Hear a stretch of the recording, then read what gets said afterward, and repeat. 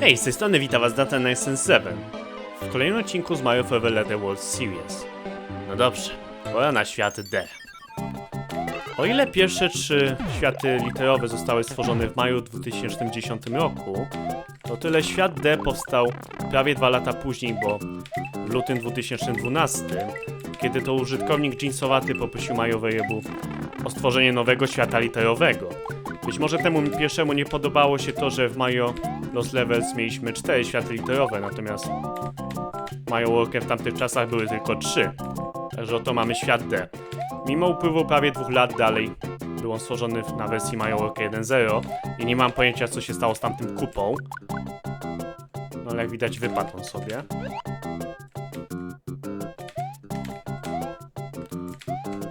No chyba tylko jeden ten kupa wypadł. To może już się nie powtórzy. Możemy tutaj wybrać, czy chcemy przejść górą czy dołem. Ja wybrałem górę. Zobaczymy, co wybierze ten kupa. Nie wiem, czy on się może stamtąd jakoś wydostać. A chyba nie za bardzo, no dobrze. Także po prostu idziemy dalej. No i mamy tutaj, tak jak w oryginale, kupę na prawo od mety, który niczemu w sumie nie służy, bo zanim on do nas dojdzie, to już dawno będziemy mieli skończony etap, ale sobie chodzi, nie zabraniam. No dobrze, pora na etap drugi. Etap nocny. No oczywiście w oryginale nie mogliśmy dać takiego fioletowego tła i fioletowych krzaczków czy drzew. Natomiast muzyka była taka sama z Super Mario World 2 Yoshi's Island z podziemi. Nie grałem w tamtą grę, ale chyba tam była właśnie do podziemi dawana. Z kolei w Mario Forever dają często do takich nocnych poziomów, ale moim zdaniem pasuje, więc nie będę narzekał, myślę. O, super, trochę tu było tego tatałaństwa do pokonania. I o ile świat D ma 5 etapów, to pierwotnie miał on mieć 3 etapy. Generalnie Mario Wejebu stworzył 3 poziomy do świata D, natomiast ostatecznie ich nie wykorzystał, nie doskoczyłem do mety i po prostu stworzył on zupełnie inne etapy. Sam twórca nie pamięta, czemu porzucił tamte 3 poziomy, które stworzył i zrobił zupełnie inne. Gdybym ja miał strzelać, powiedziałbym, że po prostu nie podobała mu się jakość tamtych etapów. No na przykład pierwszy etap to praktycznie tylko losowe czerwone platformy kiwające się na boki, po których skaczemy. Drugi i trzeci etap wyglądają już nieco lepiej, ale wciąż wydaje mi się, że obecny świat D jest po prostu lepszy i ciekawszy. Można zobaczyć u Mario Wejebu na jego filmie z jego 5. rocznicy, jak pokazywał tam te etapy. Lubię coś takiego właśnie, jak się dowiadujemy nowych rzeczy o grach. No dobrze, tutaj mamy trampolinę, której nie było w oryginale, dzięki której możemy zdobyć one-upa, no i niestety też natknąć się na Poison Mushroomy. Z tego co pamiętam, w tej starej wersji nie było tego one-upa i nie było jednego Poison Mushrooma, był tylko taki jeden Poison Mushroom. I tyle. Tu z kolei mamy 3 grzyby, a no niestety tylko jeden chcemy zdobyć. Dobrze, walka na kulę ognia. Udało się ją wygrać. No już niestety nie dogonię tej chmurki, mi się wydaje, więc poczekajmy tu chwilę. Okej, świetnie. Tu bodajże w rogu była rura w oryginalnej wersji, teraz jej nie ma. Nie wiem, do czego ona służyła, być może była tylko jako dodatkowe bloki, na których mogliśmy stanąć. A być może Mario Wejebu planował, żebyśmy mogli gdzieś przejść. Ja bym zakładał, że mieliśmy przejść po prostu taką rurą z powrotem na górę. Ale kto wie, być może jakaś inna sekcja była planowana. W porządku. No i w oryginalnym świecie D, który nie został wydany, już byśmy skończyli, ale zostały jeszcze 2 etapy. 4. poziom. Pamiętam go z Mario Forever Remake, bo grałem tam świat D. Pamiętam właśnie najbardziej ten etap, bo mieliśmy beetrootami do zniszczenia bloczki. Nawet możemy zauważyć już przedsmak tego, bo mamy w tle big bloki. I tu już parę pojedynczych big bloków. O! Zaczynamy od takiej jednej linii. Teraz mamy 2.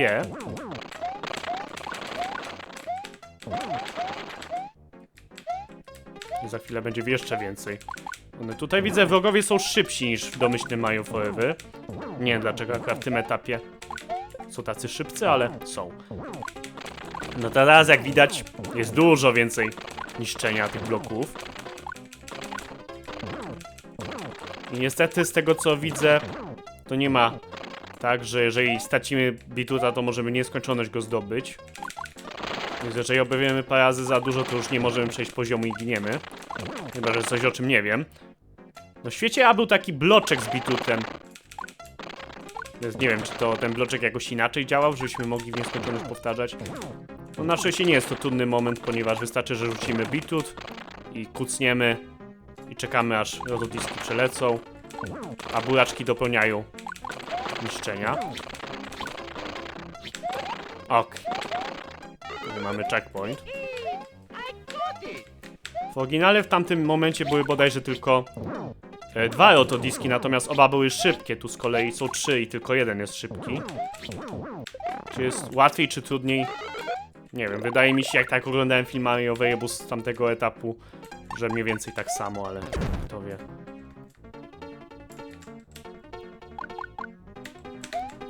Okej, musimy uważać, bo tu jeszcze na sam koniec mamy big bloki do zniszczenia. Jeżeli nie mamy buraczka, to będziemy tu zablokowani i będziemy już widzieć metę. Ale nie będziemy w żaden sposób mogli jej dostać, tak blisko, a tak daleko. No tak, no jest to przyjemny poziom, który mi się właśnie najbardziej kojarzy z tym światem. Taki najbardziej zapamiętywalny poziom, bym powiedział. Zostawmy może power up, jakbym oberwał. W każdym razie jeszcze tylko zamek. Tu bodajże nie było takiego zejścia na dół. Szliśmy cały czas górą. Okej. Tu z tego co je można jakoś wejść. Tylko nie wiem, czy da się to zrobić jako duży Majan. Chyba nie. Chyba, że naprawdę byśmy co do piksela skoczyli. Za pierwszym razem najlepiej wyszło, a teraz nie mogę. Dobra, po prostu obywamy. No i coś tu mamy. Niestety musimy czekać na platformę.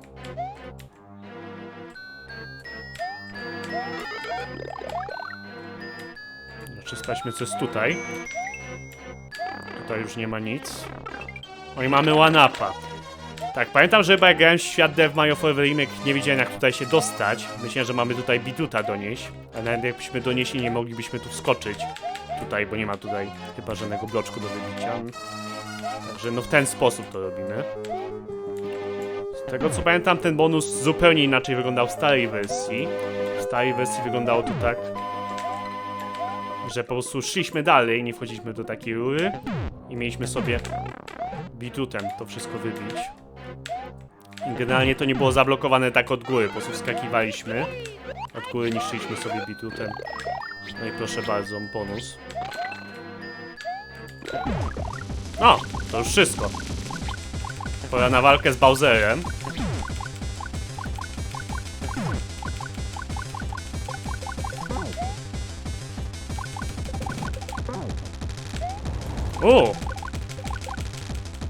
Ma duże kule ognia, chociaż wydaje mi się, że powinien on być innego koloru i strzelać czarnymi kulami ognia.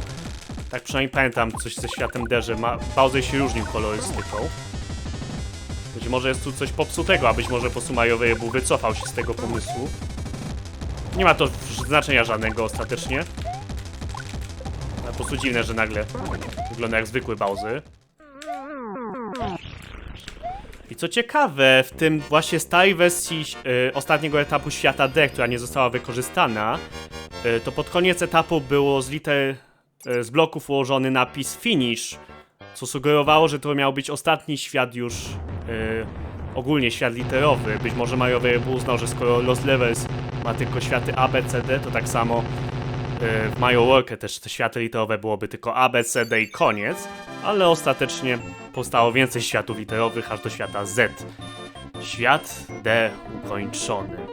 D jak, no kilka pomysłów mam.